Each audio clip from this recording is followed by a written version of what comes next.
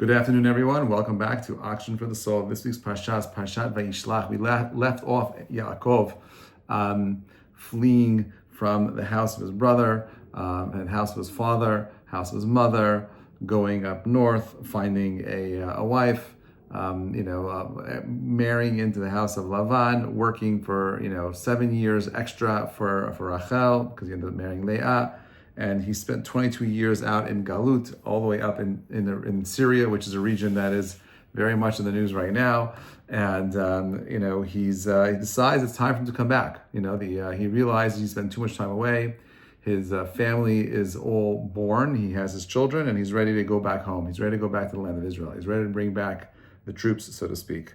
Parsha begins with Vayishlach Yaakov malachim lefanav, right? And Yishlach sends before. V'yishlach Yaakov malachim lefanav el Esav achiv. He ends up sending these messengers before him to Esav, his brother. And the Chachamim point out, what is this? V'yishlach Yaakov malachim lefanav. The pasuk could simply say V'yishlach Yaakov malachim el Esav achiv.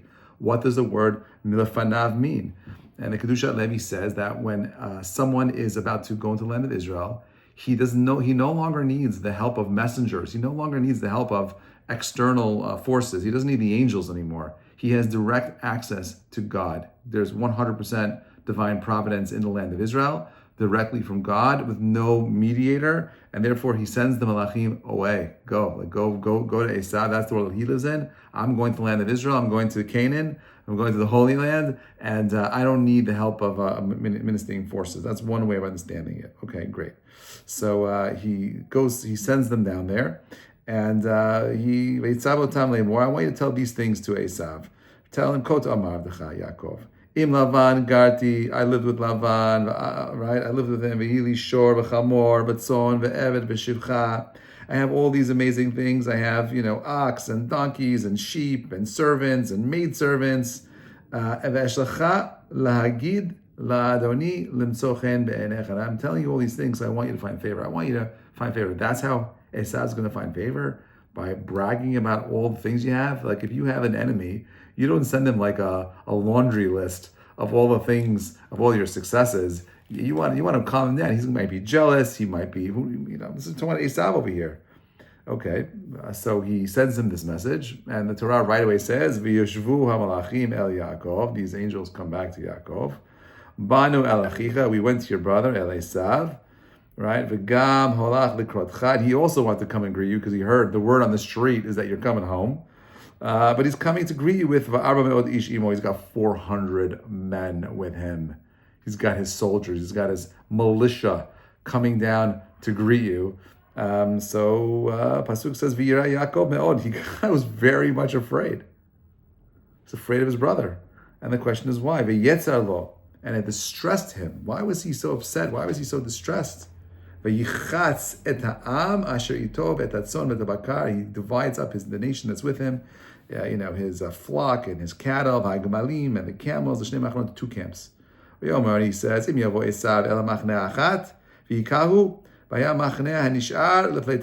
he hits one camp, the other camp will be able to escape. Amazing. Okay. My question is, we know that the camp was divided into 2 parts. The first camp had the sons of the Shifchaot. Remember that Yaakov was married to 4 women. He married Rachel, Leah, and Bilhah and Zilpah. Bilhah and Zilpah were the maidservants of Rachel and Leah. And a lot of the Shvatim come from Bilhah and Zilpah. Each one had 2. That's 4. Okay? So you have some, the sons of the maidservants are on the front lines. Then you have Leah's children, and then you have Rachel's children.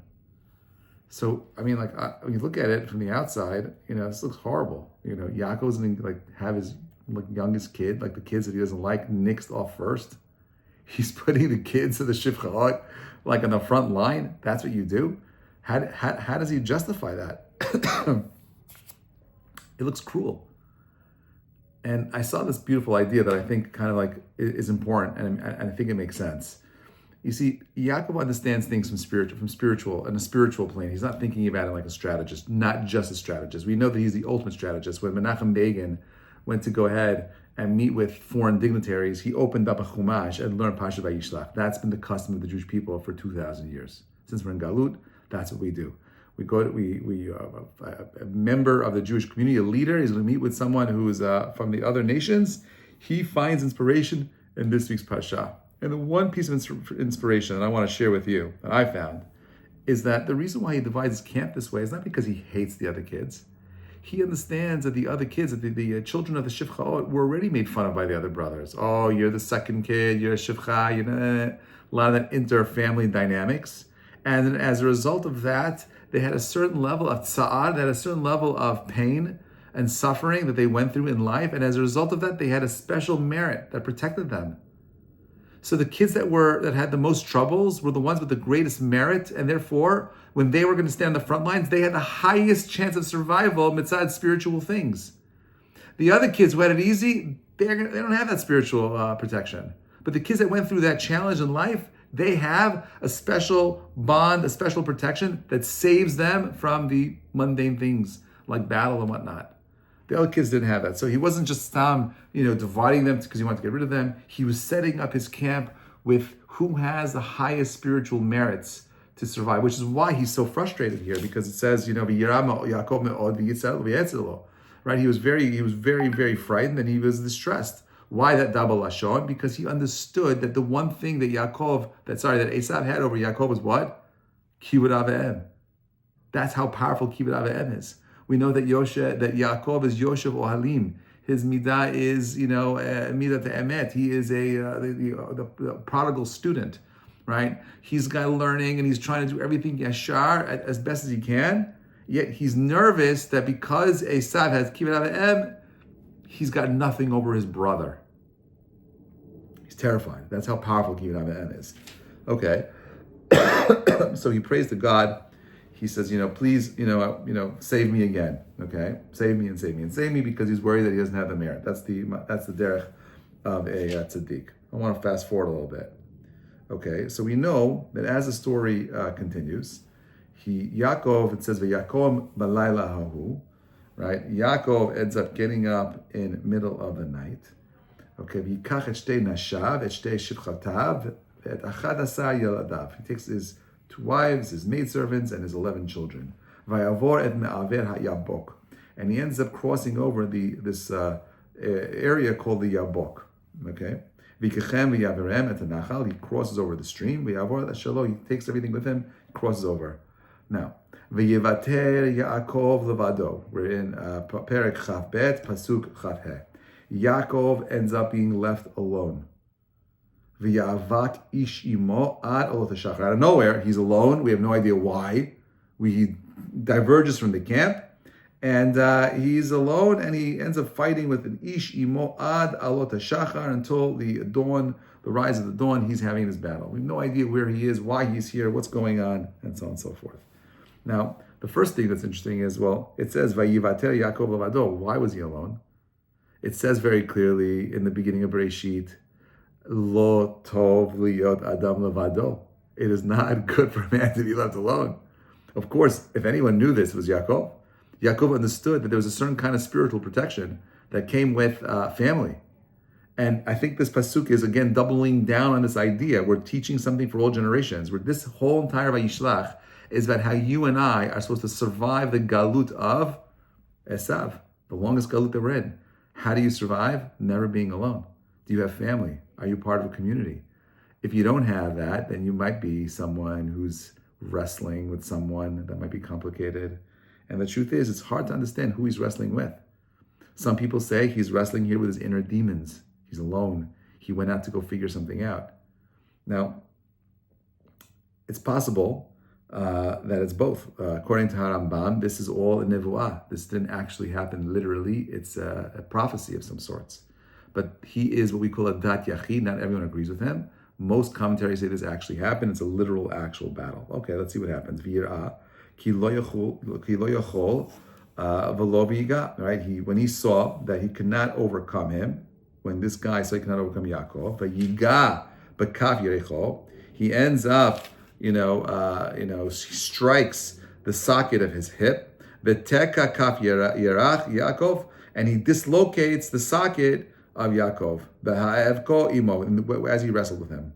Vayomer, now Yaakov has this guy or this angel, whatever you want to understand that he is, in a chokehold. He can't get out. Vayomer, and he says, Shalcheni ki Allah shachar. I need you to send me forth because the one has come. We have no idea who this is. We have just some guy. All we're reading right now. So let me go. I gotta go because the sun is rising. Vayomer lo. I'm not going to let you go until you bless me. You're wrestling with some guy in the street. You're in the subway station. Some guy's fighting with you out of nowhere. You overpower him, and the guy says, "Listen, I got to go. It's sunrise. I got to get out of here." And Yaakov says, "No, I'm not going to let you go unless you give me a bracha." What a weird thing. You're fighting with some guy in the train, and you want to ask him for a bracha. Okay. Vayomer elav, and he says to him, "Ma shimcha?" Vayomer Yaakov. This guy says, okay, you want me to give you a bracha? No problem. What's your name? Yaakov? Oh, okay. Like he didn't know his name was Yaakov. Like who is he? Why is he attacking him? Why are you asking his name? You're fighting, you pick the fight with somebody you don't know. It's just a stranger. Lo Yaakov Yomer od Shimcha ki im Yisrael. Your name is no longer Jacob, but it is Israel. Ki sarita im Elokim ve'im ha'anashim ve'tuchal, because you have struggled with the divine, with Elokim, the im anashim, and with men, and tuchal, you have overcome. Now, which one is it? Is he fighting with the angels? Is he fighting with men? It says v'tuchal im elokim ve'im anashim v'tuchal, right? So ki sarita im elokim ve'im anashim. The word sarita, the word Yisrael is in there. So to be a Jew means to be someone who's able to struggle with God and men and prevail. Now, it's interesting because in last week's Parsha Vayetze, the Parsha begins with Yaakov having a dream of malachim coming up and down the ladder. And in this week's Parsha, he has an angel who's preventing him. He's leaving Israel. He sees the angels coming back and forth. Over here, he's trying to go back to the land of Israel and something's preventing him.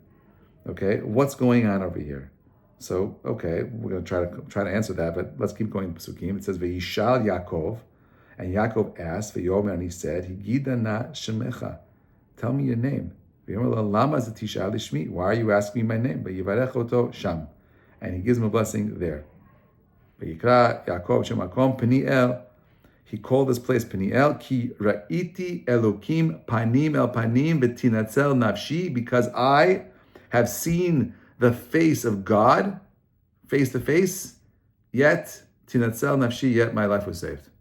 And by the way, we only know that Yaakov fought with this spiritual being because of this.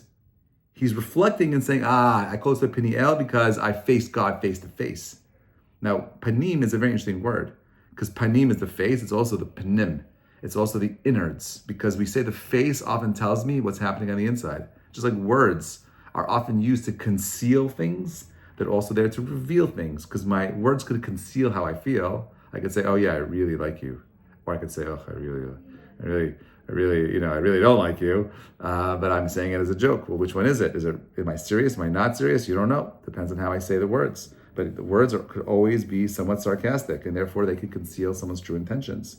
But he calls the place Peniel, and Peniel is a place that has to do with fighting God. Okay? Now, what's interesting over here is like this. When he asks him his name, why is he asking his name?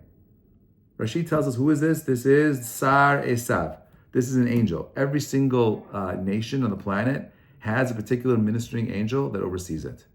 And for some reason, this angel decides to attack Yaakov. He obviously knew his name, but he wanted to know how he sees himself. And when he looks in the mirror, how does he describe himself? Who are you? What do you think you are? You think you're a Yaakov? You're not a Yaakov. You're more than a Yaakov. Why does the ministering angel of Esav come and visit Yaakov?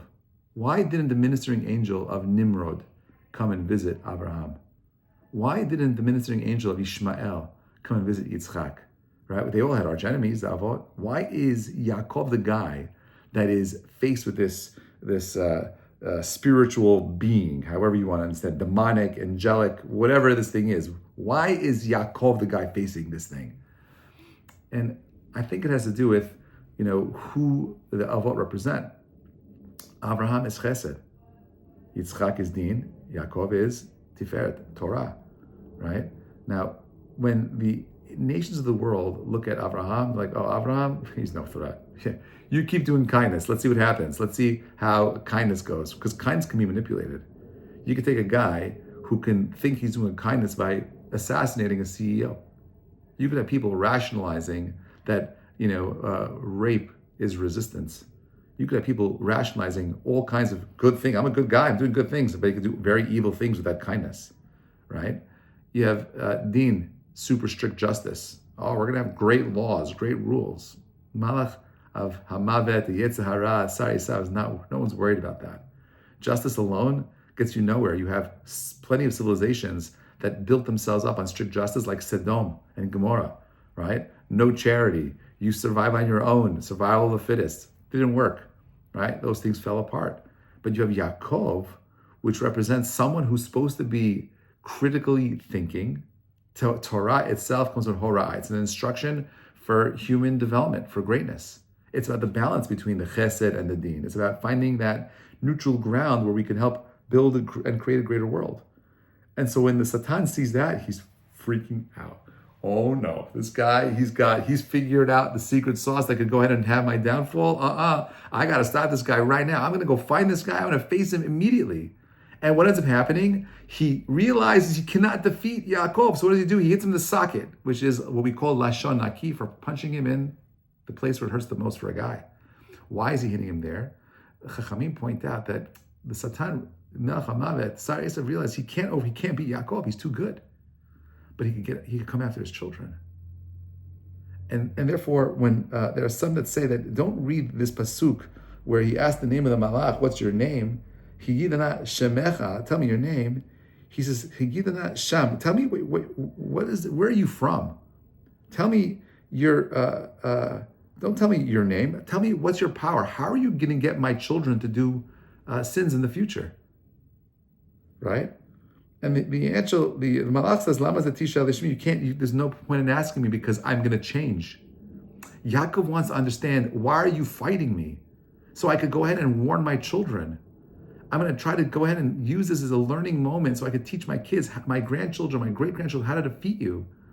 And so Yaakov, this malach is telling Yaakov, there's no point in giving you my name. I'm going to change. The Midrash says, did this malach appear as an idolater, as an idol worshiper, or as a tzaddik? Does he look like an old sage that he got so close to Yaakov that he was able to start the fight? Or do you look like a Rasha? If you're Rasha, Yaakov would have stayed away. Depends. And I think that this wrestling match over here is really about wrestling with ourselves.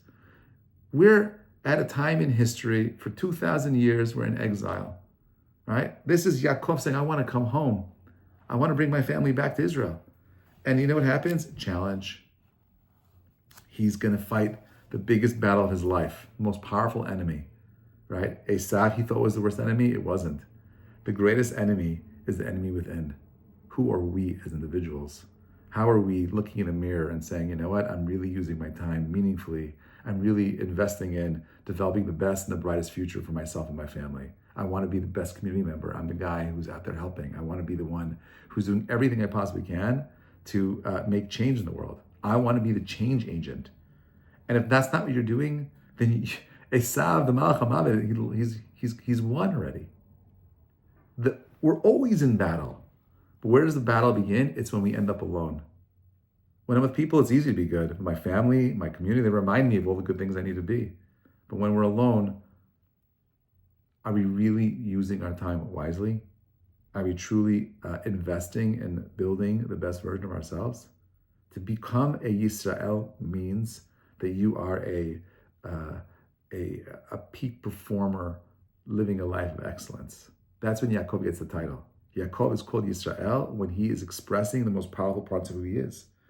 It's interesting because after the battle is over, it says, V'yisa Yaakov einav v'yara v'hinei Esav. He goes out, he says, Yaakov sees him. Why didn't he change his name to Yisrael?